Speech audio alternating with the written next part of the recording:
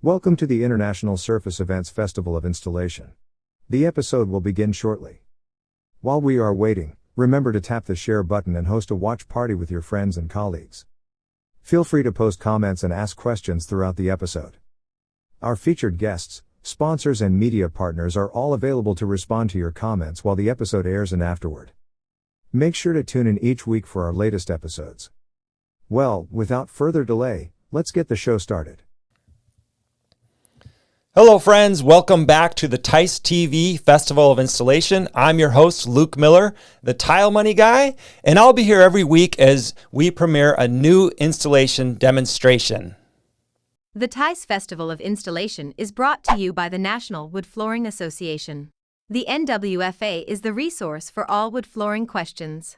From hardwood flooring types to installers and inspectors in your area, we can help. For more information, visit us at www.nfa.org.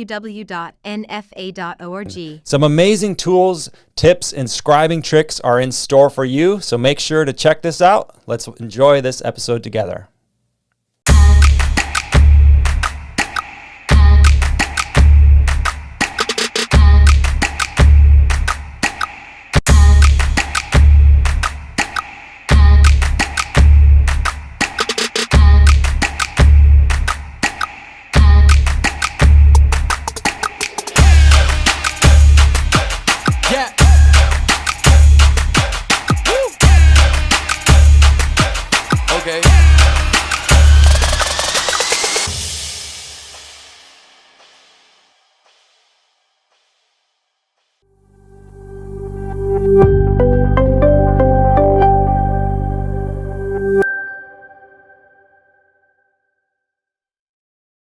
Brett Miller with the National Wood Flooring Association, here to talk today just a little bit about some tips on how to install wood floor up to a stone fireplace, a stone hearth. Scribing, we go through scribing techniques and how to add a nice custom element to any wood floor, being just a little simple border around a fireplace.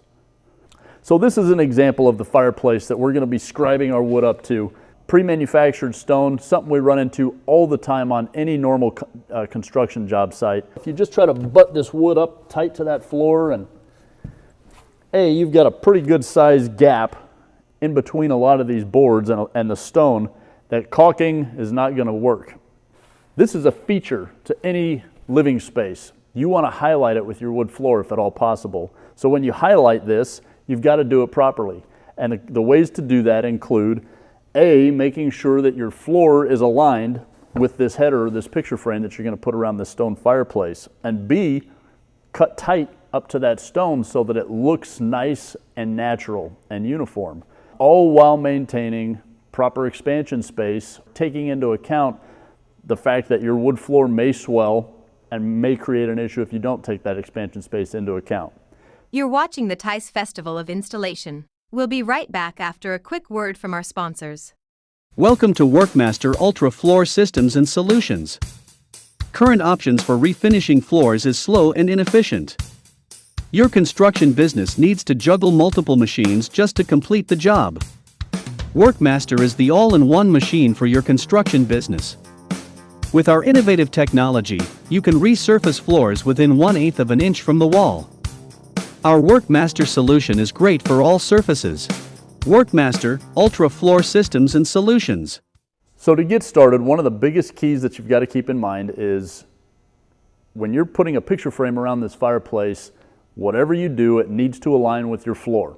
Figure out where your floor is going to be square within the space. Take your measurements off of the walls, find a floor seam, measure off of opposing walls, and make sure that as you start to lay your floor out, you know that that floor is going to be aligned and straight within the space. This is a key focal point in the home. Walk right in, the first thing you see is this fireplace. The last thing you want to do is present your homeowner with something that shows a lot of flags or a lot of floorboards that don't align squarely with your floor or to the fireplace. So first things first, snap your lines. Doesn't matter where your first primary line is, but snap a primary line. In this case, what I did was I snapped a primary line right in the middle of this living room. This primary line represents what's square against the wall, what's square against the opposing walls, and where my floor is really going to be running in this space. So it gives me a reference point to install my wood floors squarely within the space. We'll be right back after a quick word from our sponsors. The Woodura technology is what makes it unique. It might be the biggest innovation in hardwood flooring in decades. We have invented and patented a production method where we can use a thinner layer of wood than usual, but still create a durable and good-looking real wood floor. We automatically fill the knots and cracks and reinforce the wood layer so it becomes 3 times harder than the original species. So what I'd like to do is set up a perpendicular line to my main line that actually gives me something to reference off of when I'm measuring and making sure that my picture frame is square to the floor. So I'm just going to run a random line, doesn't matter where it's at, but I'm going to run the similar line, perpendicular, all the way back to where now I can square this up, have something to measure off of so that this is now in line with that floor. Now what that does for us is it makes sure that I'm not trusting that this stone was installed square. I know that my floor needs to be square, and this is where the trick comes in. You've got to scribe this piece of wood to this stone, all while maintaining squareness within your wood floor. Now you'll notice the wood that I use, regardless of the width of the boards in my floor, I'm typically going to be using a wider plank board to ensure that I have enough. If I have to cut into this quite a bit, I know that I've got enough flooring material here to use here. Now I'll get into that in a little bit. I also want to make sure that the length of my board is long enough to where if I decide that I'm going to miter these corners, I've got enough material on both sides to miter the whole thing. So how do you know if the board should be sitting here or out here in relation to the squareness of your floor? Well, that's easy. You got to measure back to your primary line.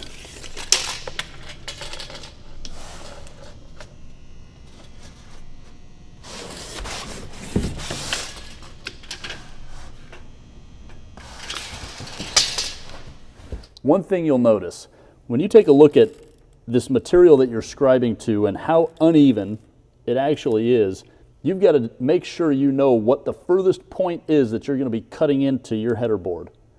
Now to do that, now that I've squared this up to my floor, you'll notice this spot right here is actually the part that is as far out as this floor comes.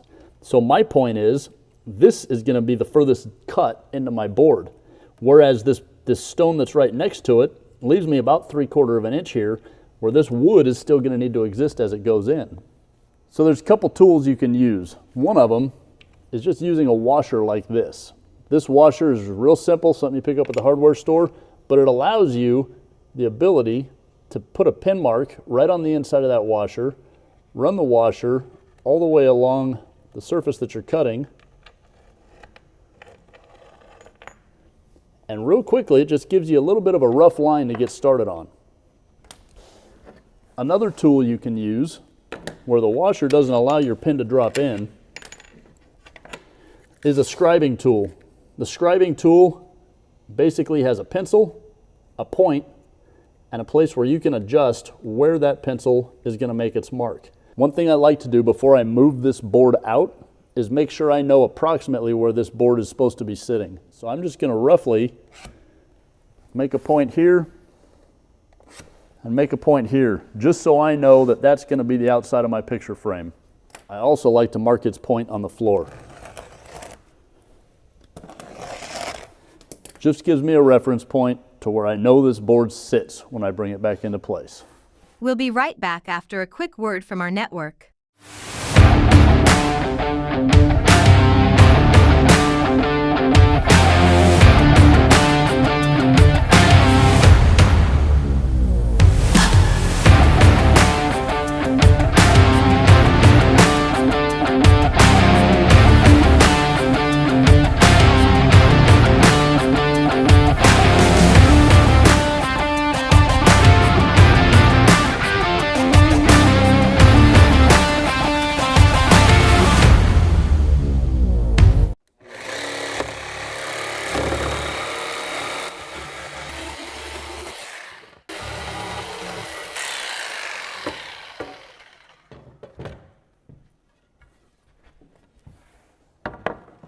So for the first cut, that's not bad. It got us a little bit closer. But again, as I'm going in here, I don't want to just drop it in here and say, ooh, that's nice and tight, because if you take a look, even measuring off of that line that I drew last time, I'm about 1/4 inch out of square. Biggest mistake I see guys make is just by making sure that their board is tight to the stone and not to the rest of the floor. So before I drop this in and make my more refined cuts up to this stone, I'm going to make sure that we're square to the rest of that floor.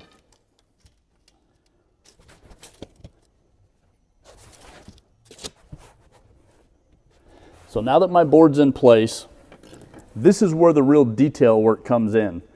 You already know that you've taken off some material. I removed all of the tongue on that front side to make sure that my board sits as tight as I can get it. But I've still got quite a bit of gap here, about 3/8 of an inch of gap between this board and this stone back here. Some of this might be considered acceptable at the beginning point, but what I want to make sure I do is get this board as tight and seamless to this stone as I possibly can. Not a perfect situation. The stonemason set this stone up 3/4 of an inch, so you can slide your board right underneath and it makes for a seamless installation. But most of the time they don't. If I use this washer again and I run another line across here, I'll show you exactly what this does and how much material we may be taking off. What you know is I'm going to be taking off about 12 millimeters or about 1/2 inch of material just with the width of this washer. And I don't know that I need that, but let's just show you what that's going to do.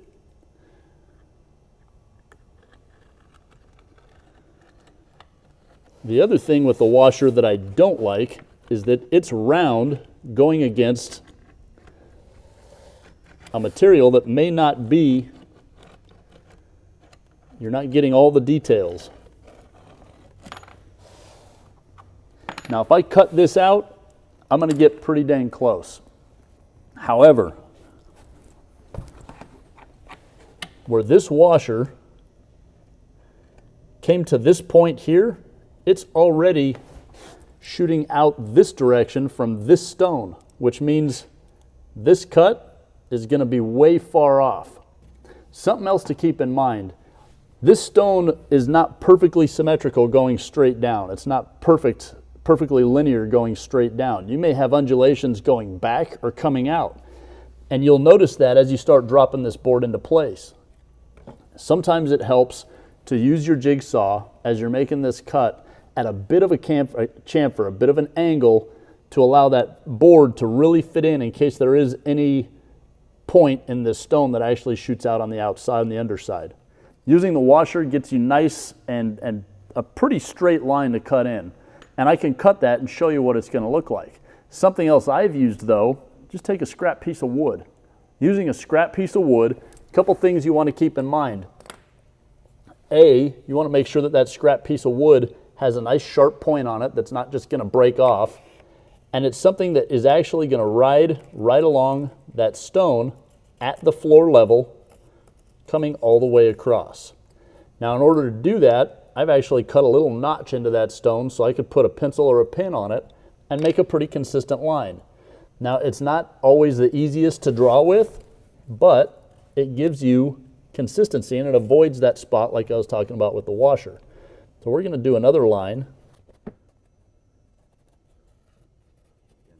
Notice on these two lines how the washer line, which is the outermost line, is running nice and even. It's a nice straight line going all the way across. Well, again, think about this point when we talk about this. The scribe line, just using a scrap piece of wood like I was showing, is actually tighter inside, and it followed the contours of that stone in much more detail. Now you'll notice I didn't have any material here to rub my piece against, which means this board's going to drop in even further. But here is where I really wanted to point out the difference. Again, cutting this board at a 90-degree angle coming in, I would have potentially had 3/8 of an inch difference here from running that washer that came back out here in comparison to what I did with that piece of wood right here, in the hopes of this wood actually wrapping inside here a little bit closer than would have been here.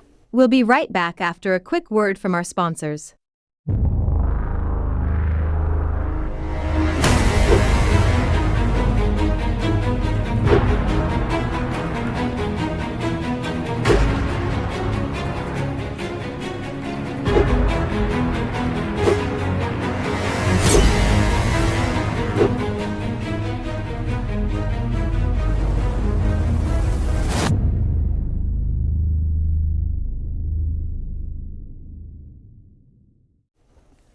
So now I want to show you the end result, a board that we cut, put into place, and what we can do with it as we're getting ready to assemble this whole piece.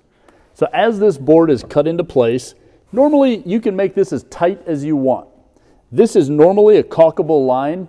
Keep in mind, as you're installing or scribing any board to stone, or anything that's abnormal, or anything that's a fixed fixture on this wood floor, again, keep in mind you've got to account for potential expansion space. If the space the floor is going into is not capable of maintaining a consistent temperature and humidity, this floor is going to possibly swell or shrink. And no expansion space may cause this to become the pivot point, causing this floor to buckle after it's been installed. So without proper expansion either installed into the floor or even leaving this off consistently and caulked with a nice matching caulk, silicone caulk, something that's flexible, or what a lot of guys will do is install this tight and install a piece of cork or something that's flexible in the floor system as a part of the decorative feature to still allow for that possible expansion. We'll be right back after a quick word from our network.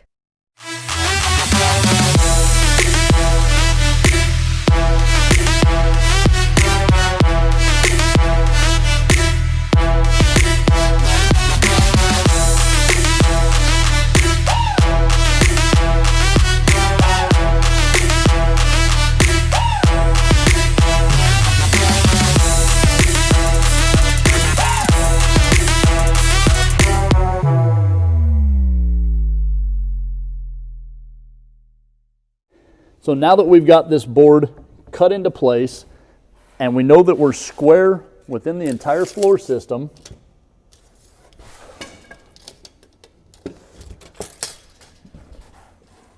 we're going to start working on the legs. I've tightened up this leg.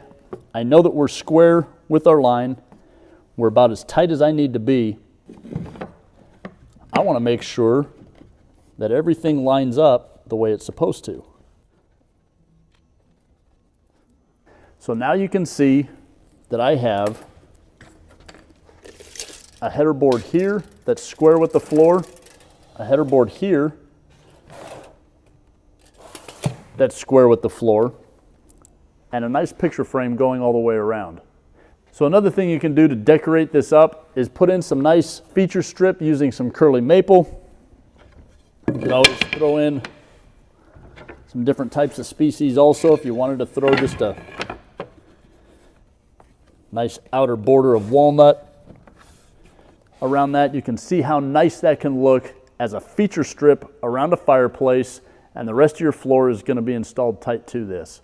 These are all very simple custom features that you can add to any job site wood floor installation.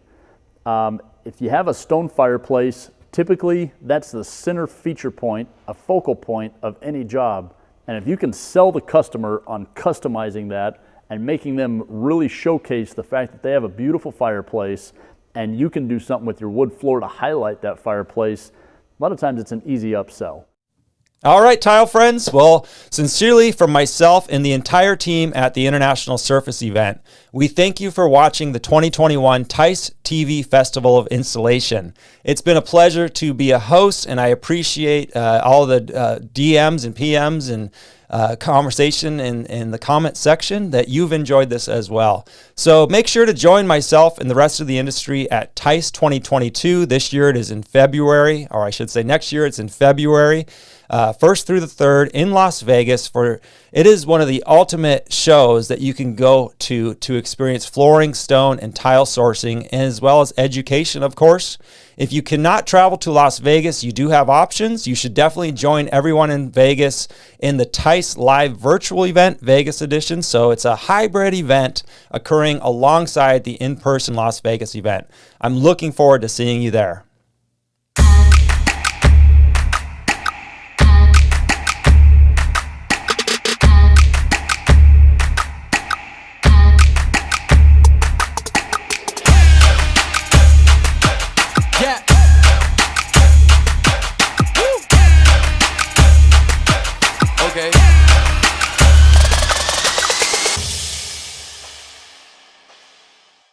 Look mom!